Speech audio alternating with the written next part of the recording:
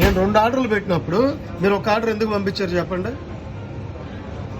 Answer చేయండి. 2 ఆర్డర్లు పెట్టా, బిల్లు చూశారు కదా, ఒకటే ఎందుకు పంపించారు మీరు? చెక్ చేయడం కాదండి, ఇక్కడ మీరు చూచా కదా బిల్లు, మీ దగ్గర రాదా అది? ఎవరి ఫాల్ట్? మేము ఎందుకు పెడతాం ఆన్లైన్ ఆర్డర్? మేము బిజీగా ఉండి పని చేయలేక ఇక్కడికి రాలేక మేము ఆన్లైన్ ఆర్డర్ పెడతాం. మీరు ఒకటి పంపించి ఫోన్ చేస్తారేమో కలవదు. ఎంతసేపు హాఫ్ అన్ అవర్ కలిసినా, ఎవరు కలిసిందని మేము చూపించాక, మీకు చూపించానా? కాల్ కలుస్తుందా? కరెక్టే సార్, కాల్ రెస్టారెంట్ అని ఉంది, కాల్ రెస్టారెంట్ అని కొడితే కలిసిందా మీరు చెప్పండి? కనెక్ట్ అవ్వట్లేదు కదండి, వాళ్ళు కూడా కనెక్ట్ అవ్వట్లేదు కదా. మీకు మీరు 2 ఆర్డర్లు ఎందుకు పంపాలా నాకు? అది నాకు కావాలి. మీకు ఒక ఆర్డర్ ఎందుకు వచ్చింది? 2 వస్తుంది 100%. మాట్లాడతాం కాదండి, మీకు 2 వచ్చినప్పుడు నాకు ఒకటి పంపించడం ఏంది అంటే? క్యాండిడేట్ మళ్ళీ రాలేడు, చీట్ చేయాలనేగా ఉంటుంది. అది మీరు సేవ్ చేసుకుంటారు. చీట్ చేయడానికే కదా 400 రూపాయలు 500 రూపాయలు.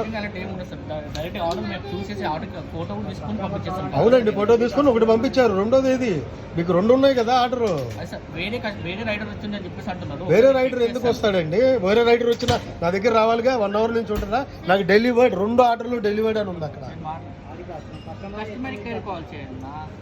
2 ఆర్డర్స్ డెలివరీ అయినప్పుడు మళ్ళీ నేను పని మానుకొని మళ్ళీ ఇక్కడికి రావాలా? నేను డబ్బుల గురించి రాలా, బాగా కోపం వచ్చా. ఈ రకంగా చీట్ చేయటం ఏంది జనాల్ని? మిస్టేక్ ఏందండి? 2 ఆర్డర్లు అని పెడితే మీరు జనాలు పిచ్చోళ్ళు చేసి ఒకటి పంపిస్తారా?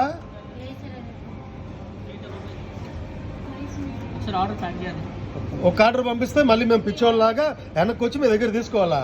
ఇది ఫస్ట్ టైం కాదు, నా గతంలో కూడా జరిగింది. బిజీగా ఉండి వదిలేసా. కేఎఫ్సీ ఇట్లాగా ఇంత పెద్ద బ్రాండ్ని మీరు చీట్ చేస్తా ఇలా ఉంటే కరెక్టేనా? అది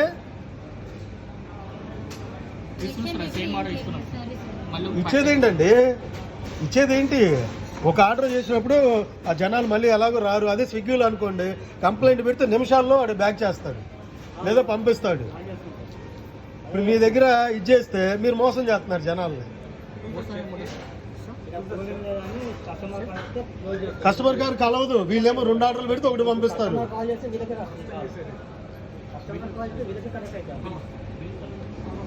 జనాల్ని తప్పు కదండి మోసం చేయటం అట్లాగా.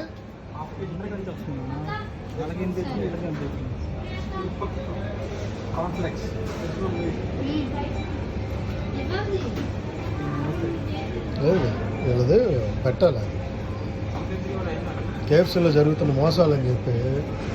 అది మనీ గురించి కాదు, డబ్బులు నాకేమన్నా లెక్క 500 600.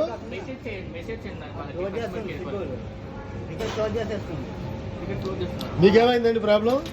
మీ ప్రాబ్లం ఏంది?